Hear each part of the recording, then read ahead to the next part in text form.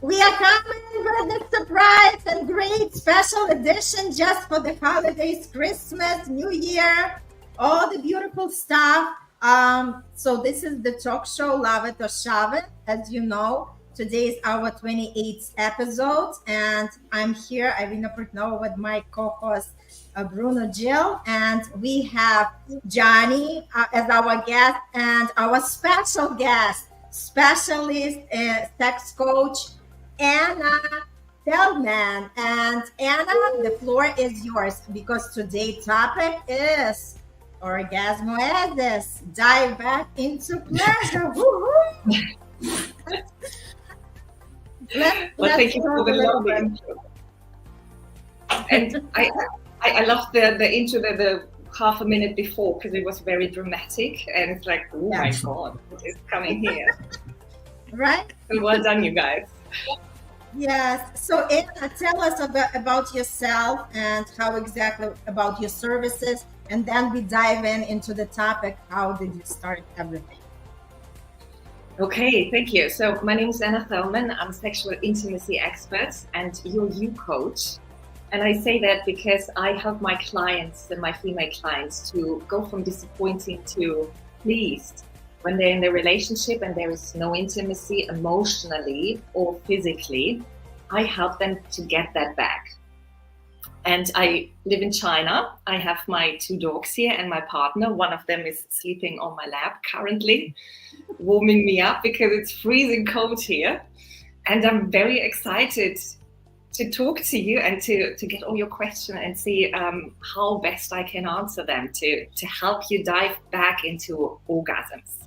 Oh my gosh, I love it. And, I'm hoping that the audience is also going to be active. I love active audience because, the questions is not only our questions, but also people for the listeners. So Anna, thanks again for coming. We are so excited since, we have such a time gap, and it was a pleasure that we just run that special evening time just to fit your timing. And where Bruno is, it's already 1 a.m. You just see how dedicated we all are to learn together, to educate together, and just to stay connected. So Anna, tell a little bit, how did it all start? Yes, so it started back 8 years ago when I became an NLP practitioner and a coach. And I worked, at that time I lived in England, so I worked there. I moved to China 4 years ago and didn't get a visa in my profession. So I started out as an English teacher, but I got the opportunity after a year to set up my own business.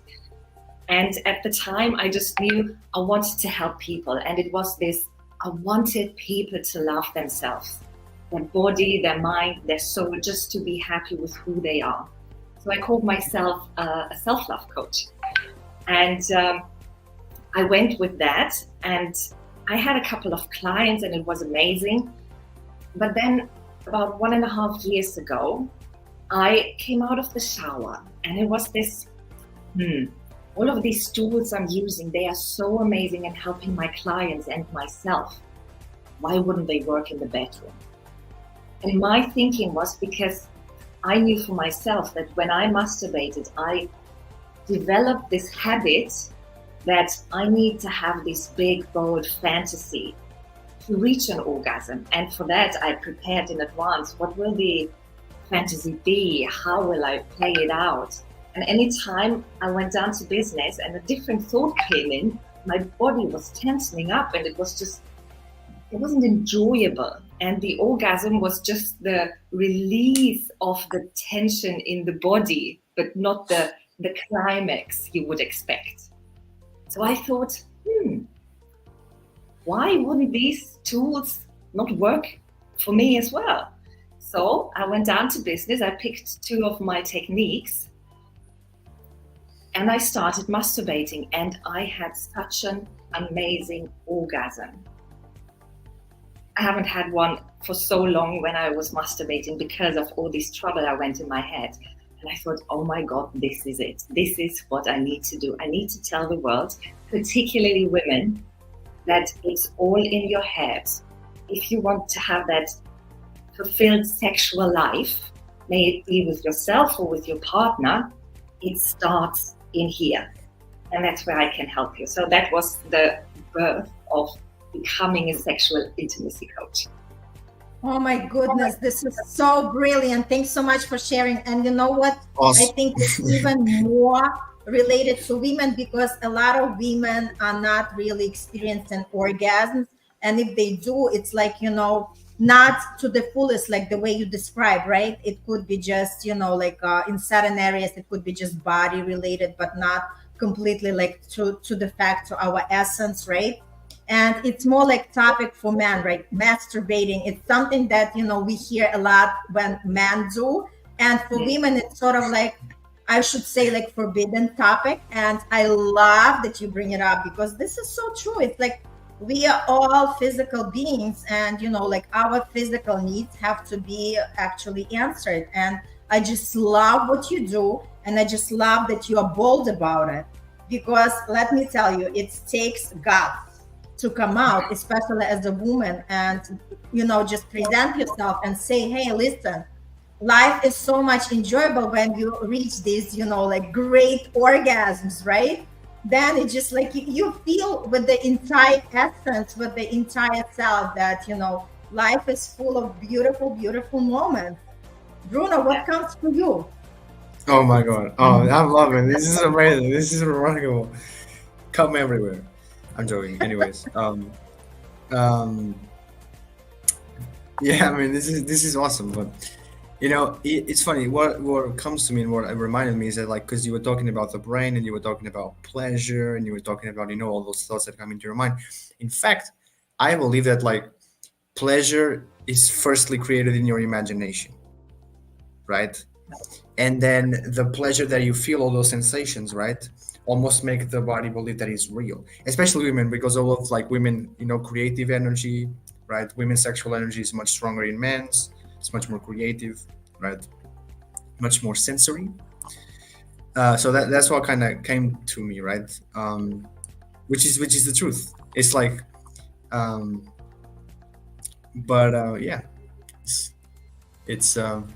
it's interesting because there's all these stigmas and there's all these taboos and stuff, and deep down it doesn't really matter for anything. It's something that comes along within, and it's just like something that people really don't want to do, is that they're more afraid of what people would say about them than really them doing it, right? Because people want to try it. It's like forbidding somebody from doing something doesn't stop them from wanting it. It only makes them want more. It's like the prohibited fruit, right? Like Adam and Eve on the Bible, right? Where like you can bite the apple, and then they bite the apple, right? So yeah, that's interesting. Yeah. Thank you. Johnny, what comes for you? Lots of questions. Okay. Yeah, because like Anna mentioned, men and women, we're completely different. For us, for guys, it's so much easier to reach climax that most men, and the younger they are, or we are, the less we think about where's the pleasure for the woman. So that brings me to my first question. Because I've been, let's say, lucky enough that I've always been with women that know their bodies really well. But what to do when the woman doesn't want to explain what they want, how they like it? How do you get to that conversation of, because here's two different things. There's people like me that come from the BDSM world, and we have that very clear. But what about for everybody else? Well, I would say it starts with trust, isn't it? And for the woman, trusting in herself and trusting that she deserves to have that orgasm, she deserves to have that pleasure. And then we come to, many women don't know it. They simply don't know because they haven't tried it. They probably haven't ever seen their vagina. So it's just this big miracle. And I know many friends of mine had their first boyfriends or husbands who didn't care really, who didn't explore the female body with them together so that they could experience, oh, I like this or I like this. So when you have a woman and she doesn't want to talk, it might be because she simply doesn't know what she wants, because she never experienced it, she never tried it herself with herself, and she never tried it with a partner. She never had a partner who showed her, look, this, we could do this, try it and see it. Maybe she had it and the trust was broken because they did something she didn't like, so now she's afraid and says, oh, anything new is scary, could hurt me again, could embarrass me. Because we have to remember when we're in that sexual energy with our partner, we are naked, we are vulnerable. And it's not just physically, but also emotionally. So we show what we feel, we show the pleasure, we also show what we don't like. And that takes a lot of trust to then show it and say it. So back to your question, because it was a lot of wobbling around. Start the conversation with asking, what is it that you like? And if she says, I don't know, ask if she would be willing to try and get a safe word so that she feels safe. And when it's too much, she can say, banana. Now here we stop. So just to build that trust step by step and then explore together. And if she's open and she likes it, it probably will continue to her wanting to explore even more. Oh my gosh, this is so beautiful. I just wanted to recognize Toby is our, participant on all our shows. This is so cool. So welcome, Toby. We are so glad you're with us again. And Anna, just to give you as a woman to woman, right? That's exactly this is so great that you bring it up, because a lot of women are very insecure in their own bodies and they don't really know because they don't explore. Like for me, I explored myself maybe when I was 21, when I just, started to really dive into masturbation and figuring out, what really works for me. And those were the first orgasms that I started to experience. It wasn't with the partner, right? It was with me, because first I have to discover, to do that self-discovery for myself. Then I would know exactly what, what ticks me, what exactly to tell my next partner, whoever was going to be after that, right?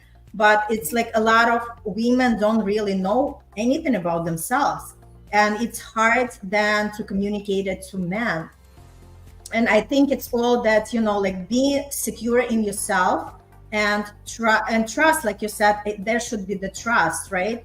And what I think for me, it's everything develops with the time. It's for one night stand, it would never, ever work for me. So for me, it has to be you develop that, right? With the right partner, you develop it. And the more you get to know each other, the more you get into the exploration stage, and the more you actually know how to please each other. Mm. Or you go the other way around, when you explore a lot at the beginning and then with time, it stops. And that's the other side, from going from exploration to, oh, we explored now so much, and then life happens, maybe family, children, etc. And you stop having it, you stop exploring. And now it's just back to one position and maybe Sunday night after the news. Now we have sex. And it's not about exploring each other's bodies and enjoying each other's bodies anymore. It's just about, let's get it over with, let's get it done, so that we have sex. Oh my gosh. But I would think on that part, then please correct me if I'm wrong, mainly happens with women, that it gets to a point that is okay, let's get it over with. Because many times I've heard from many friends that is okay, their husbands get home and it's okay, I have to do it because I have to do it. And then I'm what? Seriously, you're not enjoying it? Or why? Exactly. That's the big thing. They don't enjoy it anymore. Why would you do something that you don't enjoy? So I know from my experience with my clients, it's usually because it's become a routine. the exploring isn't there, the appreciation for each other's body isn't there. The woman doesn't feel wanted anymore. It's more like you cut the vegetables and your husband comes, gives you a kiss, he wants sex. Yeah. So it's this excitement isn't there anymore, and now it becomes a routine, a habit, and that's why it's like, I do it, so I'm have my peace for another week or two.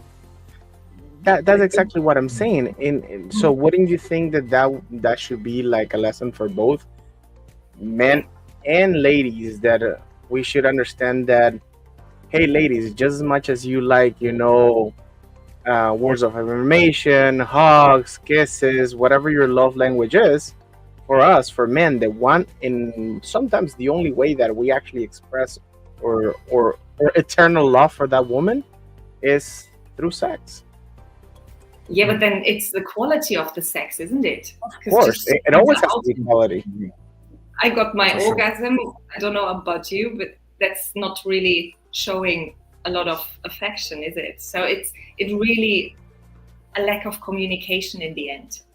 To just for the woman to maybe say, I'm not enjoying this. What can we do as a couple to make it more exciting so we both enjoy it? And it's not just a chore. Or for the man to say, but this is my way of showing you my love. Then the woman says, but that's not my love language. Hello?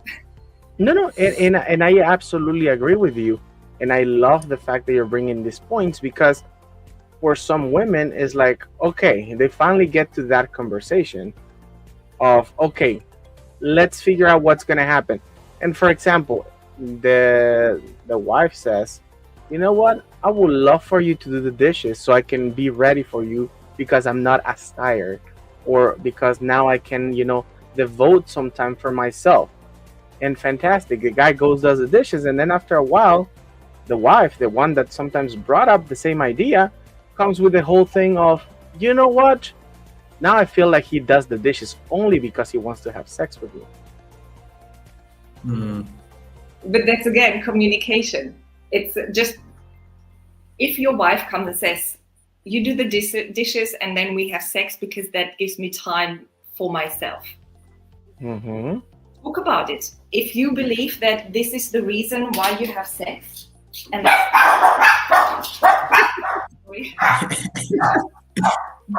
druggie says yes. Is this the reason that you have sex? Doggy soon done.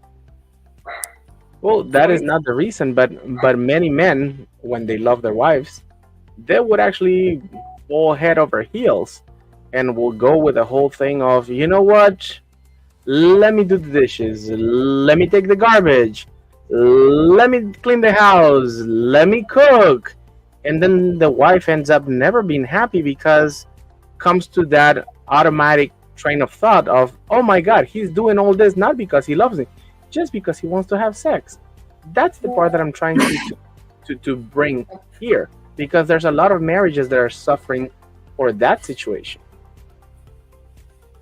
what I find in this is that when the man does the dishes, for him it's an act of love, isn't it? It's an act of service. He wants to show the female some love, which is amazing. But if it's not the female's love language, and I see it like, well, it's your flat, your house as well. Of course you take out the garbage. Yeah. No big deal. What do you want? So I take it as it's a normal chore for you to do. I don't see it as something special for me, because I never signed a contract that I take the garbage out or I do the dishes. So in that case, you need to find, what does the woman need? Maybe she needs quality time. Maybe by going out on a dinner date once a week or every other week, that shows her the love. That's when she feels appreciated. That's when she feels like he's interested in me. He wants me. So you need to find those love language, and it's different for everyone. Not just do something that your partner sees as the love language. Do the dishes because you want to do the dishes, but ask her, what is it that makes you feel loved by me? Regina and Toby, thanks so much for participation. And I wanted to jump in since we are talking about like from women perspective, right? What do we do when man is not able to perform? And that happens as well, right? So I think it's kind of, like also it goes both ways. So the man, when men are stressed out, when they are exhausted, they cannot perform. So the same goes with the women because just because, we have different functions, right? We can do it anytime, whether we like it or not. But at the same token, when woman is exhausted, right? And that's why we are saying, okay, help us. So this way we can have that relaxed state of mind, knowing that, okay, I'm not going to hit the bed and just be like, a brick laying there because I'm like super exhausted, right? So if you really want to have, like entertainment, if you really want to enjoy and have pleasure, okay, like do something to show that, like this is the time for us. Yeah. Erectile dysfunction, my youngest client with erectile dysfunction was 23. So it happens at any age, and it's often it's related to emotional stress. So something's going on in your head that you can't quieten down, and that affects your body. Of course, there are other reasons. There are, if you train a lot, if you are physically doing a lot of training, that exhausts your body, that can lead to erectile dysfunction. And health issues, of course, that as well. And it has nothing to do with not being attracted to the woman. I want to say that because often women think that when their partner can't get it up, oh, he doesn't find me attractive, oh my God, my body, it's me. 99.9% it's not you, just know that. Okay, look at the guys. They are all in thoughts. Okay, yeah, say something. I have a question. Like, for example, so look. And this didn't happen with me, but I know it happens with other guys, right? So, so let's say that, a man has sex with a woman, right? And he finishes, and she didn't even start. Let's say it like that, okay? Which happens in a lot of cases. And why do women don't just because like the guy goes like, oh, did you like it? And she's like, yeah. And she's like, did you like it? He's like, of course you liked it because he came, obviously, clearly. But she didn't, right?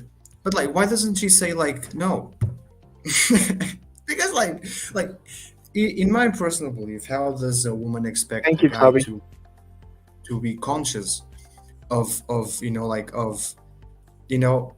not of his mistake or not of his problem or something, but how can a guy be conscious of the situation that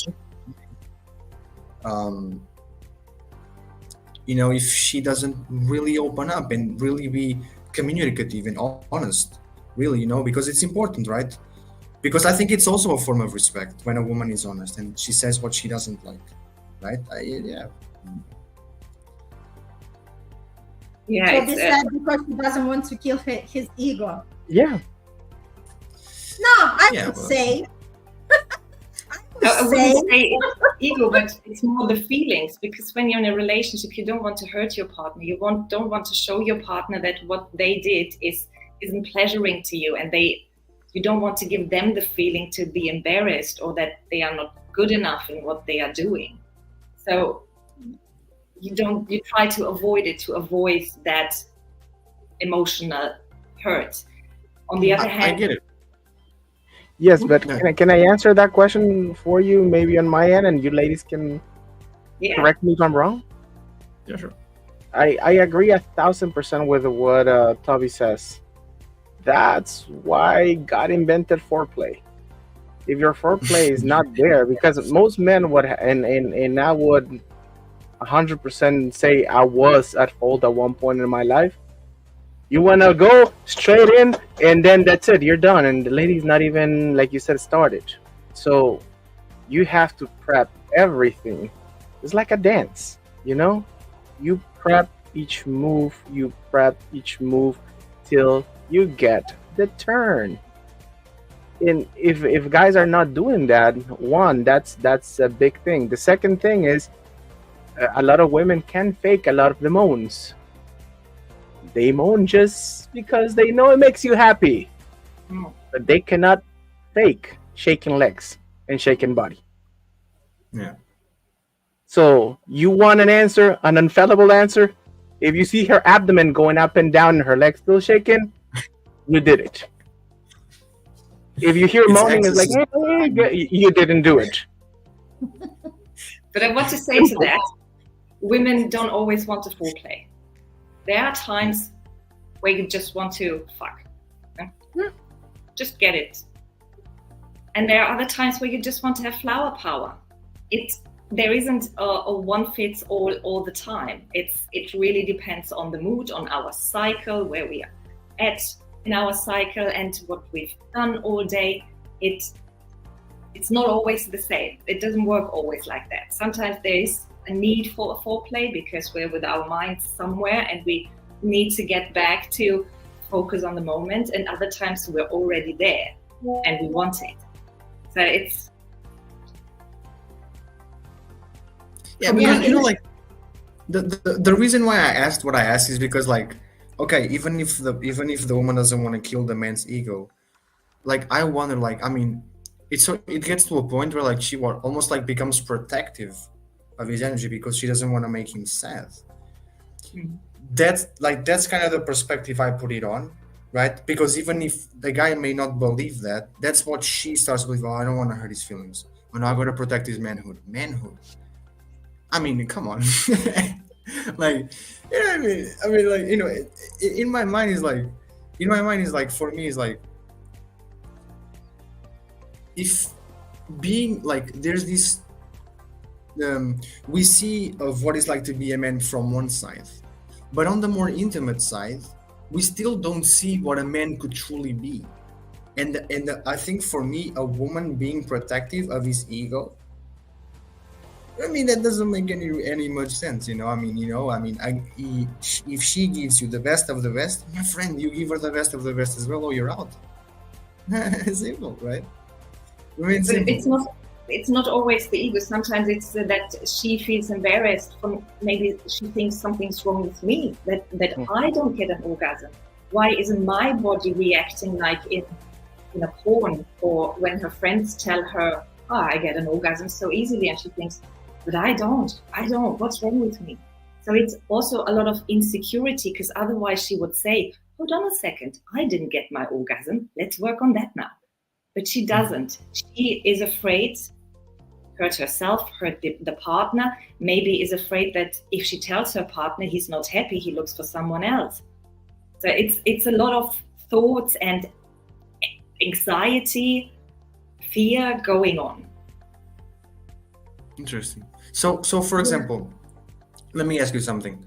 So putting that into place, how can a man, I wouldn't say avoid, but confront the situation in a kind, subtle, gentle way with a woman, so she doesn't feel insecure about her own body? What would you say? That's a big question, because around the body is like, for many women, a big topic. Because I had many clients who looked in the mirror and thought they were ugly. So they didn't want to have sex with their partner because of that feeling, of that thought.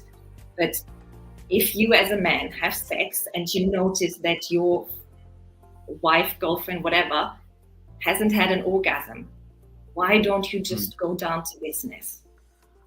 Why don't you just take it in your own hand and say, okay, I had my orgasm, now I give you yours. Without big talking, without big analyzing, without big asking, just show her what you can and how you can make her have that orgasm. And that might help her to open up, experience that orgasm, thinking, oh, this is amazing. Why did you do it? How did you do it? And then next time you talk a bit more about it and slowly ease into it to have a full conversation about what she wants and what she doesn't want, what she needs to have an orgasm. And that is on the saying Okay. that she knows what she needs. Because Yeah. like we mentioned a minute ago, there are women that they haven't explored as much. And that's when you as a man should take the lead and actually go ahead and figure out if it's toys, if it's a sensation that she's looking for, if it's something cold, something hot, something tingly. Play with different senses. The senses are gonna allow you to figure out real quick if she likes it or don't. But I want to say there are also men who, although they had orgasms, yes, but they never had a pleasurable sexual experience. It was more like in and out, got an orgasm, fantastic. And now they get a woman who wants more. And then it's for the woman to show the man what else is there, what else can you do, what other positions, how else does she want to be touched, etc. So it's not just the man showing the woman, but also the woman showing the man, if there is maybe a lack of experience, sorry. And that's where I think the communication comes into play, a big time. Because let's say that both of you have already tried several things. Well, there's edging. If you haven't tried edging is very, very fun. Does everybody know what edging is? No, I don't know. No, Okay. I have no idea. So edging is whenever you and your partner decide to, you agree that right before you're about to climax, you stop it, you slow it down so it doesn't happen. And then you go at it again, and you go at it again. Believe me, by the third or fourth time that you edge, the time that you orgasm, it's beyond unbelievable. And there are many other things that you can try. Jesus. It's cool. It's all about exploration. It's like interesting because some people, why it becomes boring in the bedroom? Because people don't want to explore, people kind of settle. And it's like in life, you know, people who are always adventurous, who always looking for new ways to live life, to explore, to do something, they are also willing to try all the different things in the bed. And they are also open to that, and they are communicative and everything, you know, like the whole spiel. So communication, it just doesn't matter, you know, it touches every, you know, like aspect of our life, starting with the, you know, with the relationship, just, you know, beyond the bedroom and finishing in the bedroom. Mm-hmm. And not only that, there are really, really cool sensory toys that you can bring to play. There are some that you can control how much electricity you use. And it's a very tingling, fun sensation. Super cool. So Anna, tell a little bit about your clients, like how did they, when they came to you, what exactly they were having, what kind of problems, and how they became after working with you. So I already mentioned the one young man with erectile dysfunction. So he came because he was afraid that, oh my God, I'm 23, I'm not getting one up. This is my life now, panicking. And we worked on his mindset. It was just to quieten that inner voice and showing him techniques to calm down and be in his body, be present. And that worked brilliantly for him. I had one woman, she came to me, she was in her 50s, and she said that even though she loves sex and she's easy with climaxing, currently she feels like it becomes a chore. But in the sense of, in her mind, she was competing with her younger self. And she was young, it was so much easier, it was so much better, So that was going on in her mind. And she then thought that now it's harder and maybe I don't climax. So what's the point in having sex in the first place? So she didn't have sex anymore. So again, we worked on that voice in her head. We worked on building up that confidence and calming down her control mechanisms for her to then be able to just say, I see what's going to happen. If I don't have a climax, that's fine. If I have one, that's fine. Not putting so much meaning into climaxing, but enjoying the whole experience.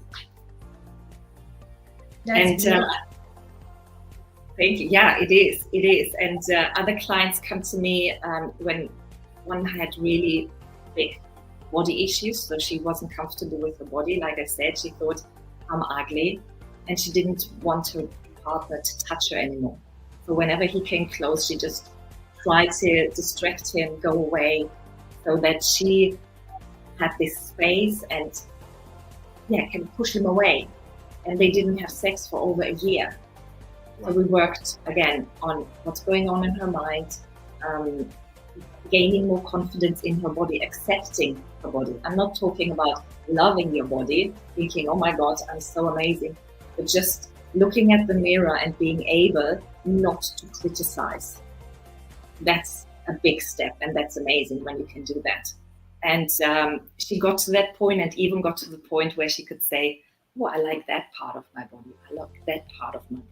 And with that came the exploration. She said, okay, I want to show my body to my partner. And then, I think I want to try some toys. So with that confidence in herself, she started to explore. Mm-hmm. Super awesome. Super cool. Yeah. So let me ask you something. Let's talk about spots. So, like G spot, O spot, well, I mean, I have heard this. Please correct me if I'm wrong, obviously. But is it true, like, if depending on which spot you target the most, the squirt is bigger or smaller? What do you mean it's bigger or smaller? Like, for example, like, do women squirt more depending on which spot you target? I think it's a combination of how present they are. Mm-hmm. Okay. Because you can penetrate as much as you want. If I think about the dishes. Totally. You have to be present in the moment. Yeah, but penetration is not stimulation, or is it? It depends. It's when your body is in the mood, when your mind is in the mood, then penetration is stimulation. But if it's just when I'm with my thoughts somewhere else and you're penetrating me, it's like, okay. It's a whole body and mind connection that I do is there. Yeah. No, that's interesting because, women, that's the thing, like, it's not just for a woman, I think for a woman is a combination of different things for them to actually have their orgasm. For men, men can have sex whenever they want and this, whatever. But women know, right? I mean, women have to feel comfortable and they have to feel safe and that, right? And it's okay and it's normal, right? Because they want to have a good experience, it's nice, it's romantic, and it's awesome, right? But yeah, it's interesting because women be a bit complex when it comes to the bedroom, right? But I think men are complex as well. But I think everything just becomes way more complex if people don't talk about it.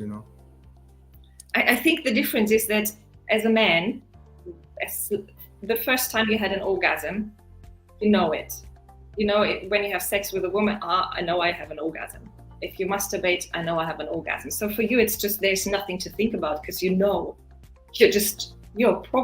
really confident and sure that you will have an orgasm. And for us women, because for us it's harder to have that penetrated orgasm, some literally can't achieve it, need some help in other areas, etc. So for us, if we are not used to having orgasms, it's like, will I have one? Won't I have one?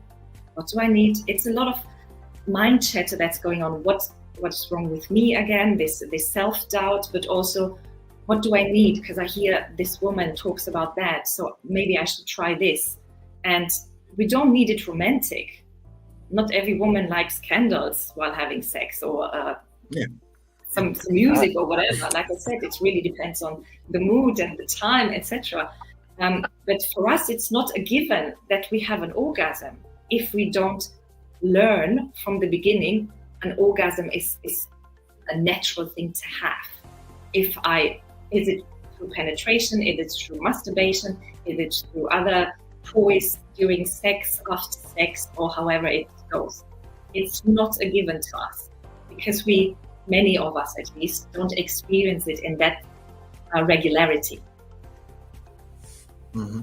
It's always like, particularly when you have a new partner, it's like, how will this be? How is he in bed? Will I have my orgasm? Will I like it? It's a lot of things going on. And for men, I can just imagine it's like, amazing, let's go into it. I got an orgasm. And you're a therapist, right? I'm gonna orgasm, right? Regardless. And for women, it's a lot of, but I have to say, like, from my own experience, like when I feel relaxed, and I usually go in that experience, like I feel totally relaxed, and I trust myself, I trust my body. So even I know if the partner can't get me there, I will get myself there. So when I come with that confidence, like that's why we are talking about, masturbation, how important it is. And it's part of the process, right? So, when you can satisfy yourself, a lot of that mind chatter is going to be gone. Because, regardless whether you are with the partner or not, you're going to be satisfied. Mm. Yeah. And with that, you explore more, you enjoy it more because you just know. Exactly. I will feel that amazing feeling. I think it's very important for ladies to masturbate because that's how you get to know your body. I agree 1,000% with what Anna said. For us, for men, it's so much easier to orgasm or climax, and that's why I believe that there's guys, find your nearest tantra clinic and go and learn a little something. It's to me sad when I hear my friends like, I don't know how to pull it off. And I'm like, try this. If you haven't tried, try this. And to me is more important whenever as guys, and I'm talking for me because for men, it's sometimes we don't think about it. We don't think that, hey, my partner is not having the greatest time. For us, like, okay, we did it and that's it. I think for us, it should be very, very important to make sure you reach that climax, and not only reach that climax, but also talk about aftercare. Talk about what's going to happen after sex before you even have it. So you have a clear expectation if your woman wants to be hugged, if your woman wants to watch a movie, if your woman after sex wants to talk. Because guess what? Most men, they just turn around and that's it. Night's over. Night done. Bye, darling. Yes, and usually it's when the woman needs to feel more fulfilled and reassured that their skills were amazing, which 99% they are. What do you ladies say? I hear you're pretty quiet. Well, I know many women. I'm one of them, and I don't like the hugging and all of that. No. All I'm saying is that they should be talked about. What the lady wants. Yes, before. exactly. So the guy knows what the lady's expecting. I'm not saying that every woman wants a hug afterwards. No, believe me, I've had ones that have asked me to make them a sandwich, and I've done very good job.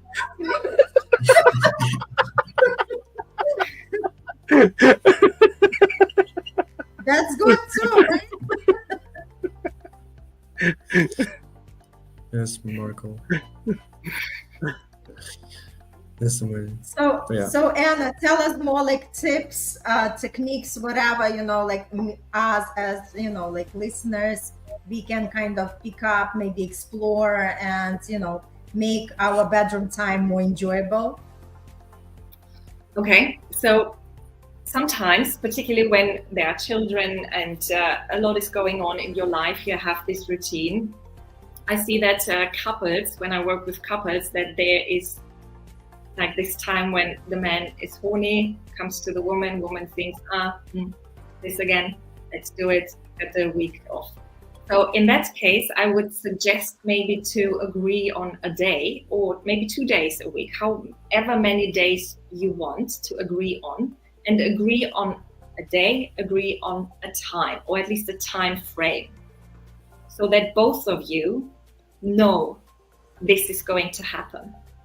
This is whatever, Monday, after work, we are going to have sex. And what that sex then looks like, it can just be that both of you masturbate next to each other. It can be full-blown session with foreplay, middle play, and afterplay. Whatever it means to you, but at least in your mind, you both know what's going to happen. And for the woman, that's very handy, because it's not like, oh, now he wants, now I need to be prepared, now I need to do it. It's more like, I know this is going to happen. I can set my mind to that setting and say, tonight I'm going to have sex. And then we can think about what can we wear? What do we want to wear? Do we need to shave? And be prepared for that. And I find that with couples that I work with, it helps tremendously to just be on the same page, both know what's going to happen on that day, at that time. And they look forward to it. You know, for me, it wouldn't work. Why? I'm the opposite way. I'm like, give me spontaneous things, Come and surprise me. I don't like, like this scheduling for sure. The thing is, you can have spontaneous sex anyway, but it's just for couples who struggle with the time or struggle with woman is in the mood when the man is, etc. This could be a nice middle ground to say, this is the dedicated time. If it happens on a Tuesday, Wednesday, Thursday, fine as well. But just know that that Monday, that is deserved for together time. Toby is on the same page with me, like seriously. No, but here's the thing. Hear me out. I gotta support Anna's point.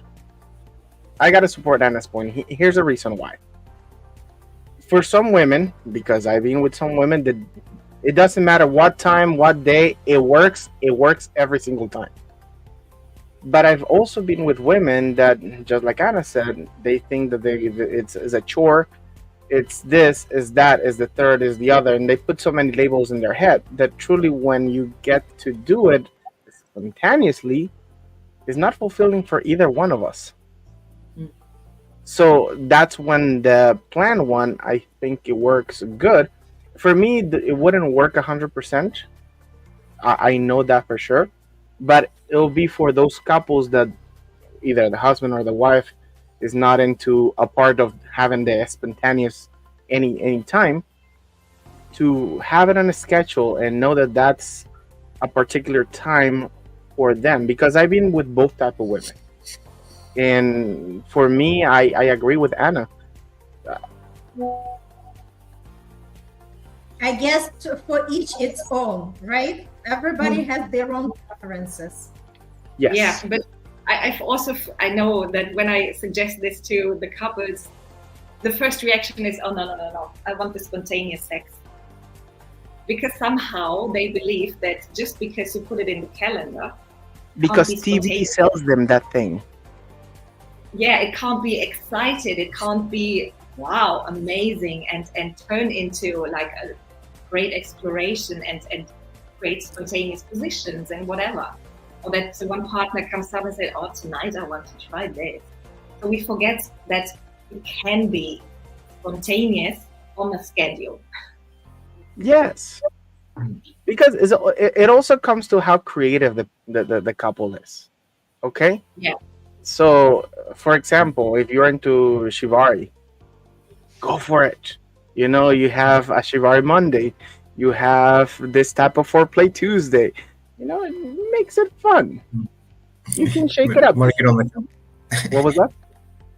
Mark it on the calendar. Yes. So the doctor said every Tuesday at 6 p.m. same dosage. No, it goes even more, like the interactive. For instance, it's gonna be the doctor visit.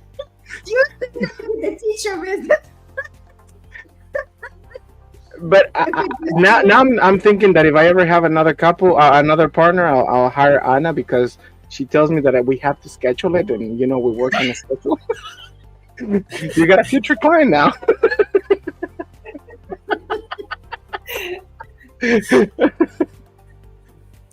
But this is good. This is good. So Anna, what do you say? Like, for women to explore, like how would we entice that? Like so women get more comfortable with themselves to do like self exploration, because obviously not everybody is the same as open as we are. So there are a lot of women who kind of shy out of that. What would be your recommendation? Okay, so there is a platform. It's called Orgasm or orgasmic.com or orgasm.com. Org. I need to check that. But I'm checking it right now. Yeah, I think it's orgasm.org or orgasmic.org. Anyway, so in this platform, there are videos on that women can watch and see how other women explore their bodies, how they masturbate, what technique they use. Because it starts there, doesn't it? It's the first thing is you need to touch your vagina. Ideally, have a look at it. Get a little mirror and have a look at your vagina. See those 10 centimeters. It's all for pleasure. Yeah? So that's your working area. And try what works and what doesn't. It's a lot of fail and error, as with everything. Not the first thing you try works and is amazing. You need to go through a couple of things to really find your way and what works best for you. And I had a look at that platform, and it's beautiful how it describes it in a very educational way. When these women explain, this is what I'm doing because of this, and I'm doing this because of that. So if you have no idea where to start, that would be a great starter to see other women, how they do it and what they enjoy, and then you can try it if you need some idea. On the other hand, it's just like start somewhere. Start by touching your breasts, start by touching your body, start by looking at your body, see what you have. And for many, it's a long way, but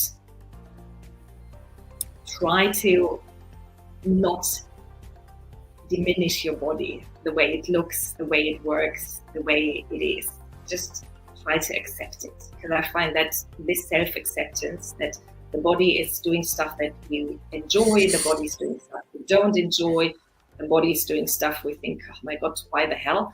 So it's all you, and that is okay. And by accepting all of that, that's a great first step to explore it further and be okay. Don't give it too much meaning. That's beautiful. I truly love. Guys, do you have any more questions? Oh man, I have so many. We need to do a second one, please. Just pick something important. Yeah, man. Like, oh God. Look, for example, what about question? How do a couple stop having sex to avoid tough conversations? Come again? They should like a lot stop of couples. having. No. Like a lot of couples, they have sex to avoid the tough conversations. Yeah. Right. Oh, I would love to have that couple, that partner. Where do you meet those? I mean the other ones.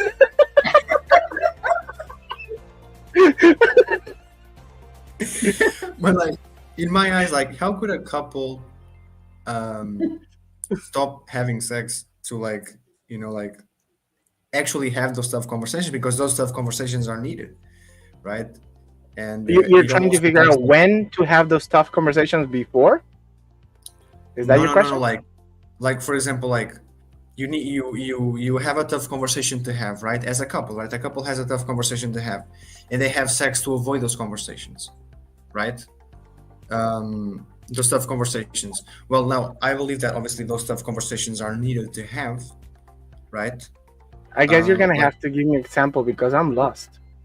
Because if a woman is trying to have sex just to avoid a tough conversation, I'm in it.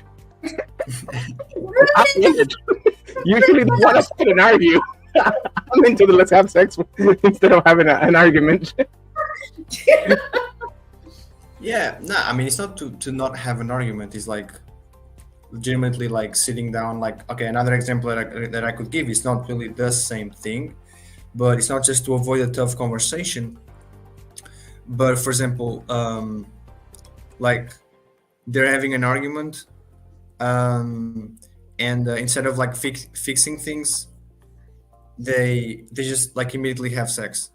It's In called my makeup. eyes, in my in my eyes, there's I not think like it's better. Right? I think that's where intensity picks up.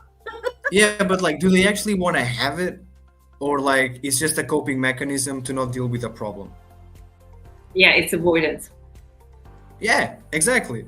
I'm like, I'm not like, you know, like being whatever.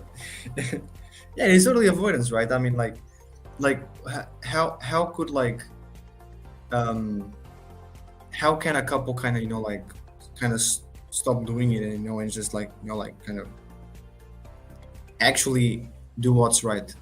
How do you think that could kind of like, you know, like work?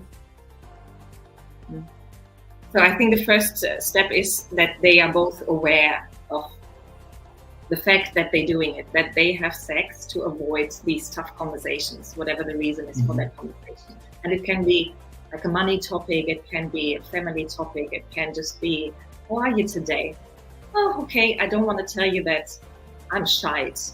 My world is falling apart, let's have sex. So it can be really avoiding those emotional conversations in the sense of what's going on, how can we deal with this?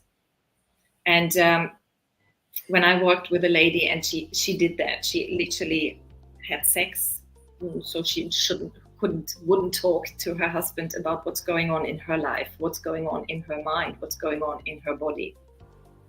So she quieted the husband by going to bed. And so the importance is that you become aware of that behavior, that you do that because you want to avoid a different situation. You want to avoid going into the emotional place of pain, of hurt, of vulnerability, of just being on the spot. And now we talk about you, or now we talk about us. So that's the first step. Be aware that this is your behavior. And when you're aware of it, then it's much easier to say, okay, let's start by talking, not just a full-blown conversation. Maybe you want to ease into the conversation to say, okay, what is there to talk about? Why don't we want to talk about this? What are we afraid to discover? What are we afraid, or what do we want to hide from each other so that we avoid that? Does that make sense? Yes, but wouldn't that entail that is showing you that they're not having a real quality time? Like really having, you know, those sit down, let's have a nice dinner, you know, outside of sex. Wouldn't that be showing you that is an unhealthy situation? The thing with quality time, it really is, if you can go for dinner with your partner and still talk about the children all day, or talk about work all night, whatever, and not talk about how you feel, what's going on in your mind, in your life, what is holding you back, what is pushing you forward, etc. So quality time is a great word, but only if you use it to have proper quality time, to open up, to be vulnerable, to be able to listen to your partner without judgment. But okay, let me reel it in. Yes, because here's the thing. I agree with what you're saying, but I think that as you're getting older, and I think as soon as you pass the 3.0, or at least that's what happened to me after I passed my 30s, is when I became a little more keen into understanding when my partner is not coming completely forward, if I need to, you know, tend a little bit more to her needs, I don't know. It's just my experience based on the talks that I've had with my friends as well. Most of my friends around the age of 30, 32, we get a little more focus on what is our girl, what's happening with our wives or girlfriends. So I would say it has nothing to do with age. Maybe one of your guys in the group started those thoughts, and the other caught on. This is what he does. Maybe I should do that as well. So it's great that you have it. That's definitely amazing, but it has nothing to do with age. I know 55, 60-year-old men, no idea, no clue. Wow. So age is not a guarantee for becoming more aware of your partner. No, I'm not talking about more aware, but about, dropping the BS to the side and saying, you know what, I am the man, I should take care of my wife's emotion. I mean, it's not our job to make you ladies happy. Let's start with that. But it is our job to listen and try to help you out. We already completely wired like this. I'm a man, and this is what I have to do. Because it's true. We already come pre-wired like that. Most men, and do the test. Go to a restaurant with your husband or with your boyfriend or with your partner. Tell that guy that you didn't like the soda or whatever they serve you. You will see, if that guy is really into you, you will see that guy jump out of the chair to find the first waitress to change your drink. Yes, but I don't think it has anything to do with men or I'm the man. It's like looking after the one that you love. I see it more from this global perspective of it. It has nothing to do with you being a man, because I'm as a woman, I'm doing it as well. I feel like you described. If he says, then yeah, I get up and because I want to make him happy. You'll be one of the few, but okay. I don't think so. Yeah, I guess, Johnny, it's all about, like what kind of women you communicate. It's the same. It can be very one-sided, because we could have like one sample of people representing the entire group, right? So I think it's all like individually based, and obviously if we don't communicate, we wouldn't know. Mm-hmm. That is true. It has to be communicated. So Anna, yes. Yeah, because what jumped to my mind just now is trained behavior. Because we as humans, we love a habit, and we love to repeat the same behavior when we see there is success. Mm-hmm. So when we do something, and maybe, Johnny, when you do it with like, this is what I do because I'm the man, that's what I just say it might be totally wrong, but that's your trained behavior. That's how you grew up. That's how you learned it, maybe from your parents, from your friends, etc. So this is what you are used to do. And it's the same for us women. I was raised to, I just help the ones that I love, I just help them and do whatever it takes to make them happy, but not forgetting about my needs. That's how I was trained. And then we have other people who haven't been trained that way. They just learned a different behavior. Like, no, I'm not doing anything. For whatever reason, maybe trauma, maybe a bad experience, maybe they've never seen it, experienced it. And like I said, it has nothing to do with I'm a certain age now I have that wisdom. It's really what have you been shown, what have you been trained to do, and what have you untrained not to do anymore. I can see the truth in what you're saying. I can. Believe me, I can, because I am the one who always says that age does not mean that somebody has matured. But at the same time, there's certain things that you start picking up. I mean, after you've dated 3, 4, 5 ladies, you start picking up on things. Because let me tell you, ladies, you never forget anything. You have the biggest hard drive that I've ever seen. Remember back in 1995, 3 p.m., you will never forget. We guys, you ask us what we had yesterday for breakfast? So- Do you know why? Why? Because Right. we connect what we do, what we experience with our emotions, and the emotional memory is far better than just the mind memory. So we remember the emotion that we had when you did that, and we got angry or we got happy, whatever we felt, whatever emotion and feeling came through, we remember that. And with that comes then the, oh, it was that situation. I remember. Oh my God, it still hurts. Okay, good to know.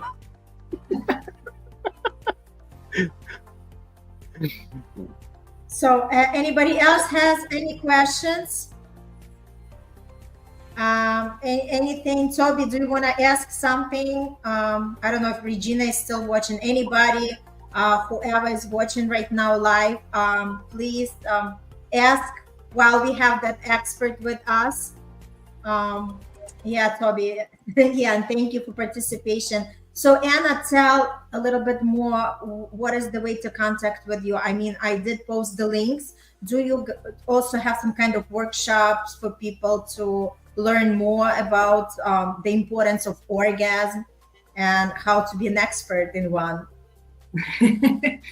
Well, most of the information is on my website, annafellman.com. Currently, I'm having a weekly, I call it the relationship ABC, where I go through one letter each week. We started with adultery. This week it's boundaries, and then we go through the whole ABC to just become more aware of what's all entailed in this beautiful relationship that we have. And when it comes to masturbation, to orgasms, there are videos, there are presentations that I've given on my website. That's beautiful. Thank you so much. We truly appreciate you paid the visit to us, and we were all so supercharged. Had a beautiful time and conversation, and hopefully the audience is gonna learn a lot. And it's all about just, be confident in yourself, explore your body, and get that, orgasm to the higher level, right? It's like there is always room for improvement. Although we think that we know it all, but there is still something that might be discovered. Yeah, thank you very much for having me. I appreciate it. Absolutely. Come anytime. If we are going to have lots of requests, we have to bring you back. And Absolutely. I'm sure that Johnny and Bruno are going to have more questions. Much more. Don't worry about that. Absolutely. Thank you have so two much, fans here. everybody. Yeah. Thank you, Anna. Everybody who participated, thanks Toby, thanks Regina, and everybody who was watching the episode. And I know there are a lot of great insights. So just practice it and continue exploring yourself, because life is all about exploration and living.